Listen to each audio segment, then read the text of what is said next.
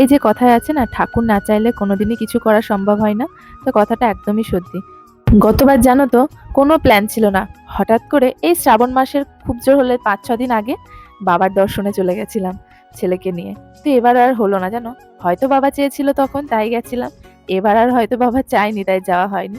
তবে আমার খুব ইচ্ছে জানো তো, যে ওই যে সবাই নেয় না বাঁকে করে জল নিয়ে গিয়ে বাবার মাথায় ঢালে, তো আমারও খুব ইচ্ছা আছে ওভাবে নিয়ে গিয়ে বাবার মাথায় ঢালা। জানি না কোনোদিন পূরণ হবে কি, তবে চেষ্টা করব যাওয়ার।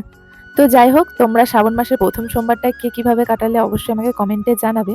আর আমি বিকেলে একটু রেডি হয়ে চলে গেছিলাম একটা কাকিমার সাথে, আর এই যে আমার পাশে আছে এটা আমার একটা ছোট্ট বোন, তো একসঙ্গে বাজার গেছিলাম। আর হ্যাঁ, তোমরা সবাই সবুজ চুড়ি পরেছো তো? সবুজ চুড়ি কিন্তু সবাই পরবে। আর আমার তো কেনা হয়ে গেছে, এখনো পরা হয়নি, তবে আমি পরবো। কিছু সমস্যার কারণে তো প্রথম সোমবারটা পালন করতে পারলাম না, তবে দ্বিতীয় সোমবারটা অবশ্যই করব, তখন সবুজ চুড়ি পরবো। তো এই যে বাজার করা কমপ্লিট, এখন ফুটি নিয়ে চলে এসেছি একটা ছেলেকে দেওয়ার জন্য। এটা কাকিমাই কিনে দিয়েছে। তো এই যে আমার ছেলে ফুটি পেয়ে আইসক্রিমটা আমাকে দিয়ে দিল। তারপর আইসক্রিম খেতে খেতে চলে আসলাম বাড়ি। বাড়ি এসে এই যে বাবা যে নারকেল ছাড়াচ্ছে, মুড়ি মাখাচ্ছে।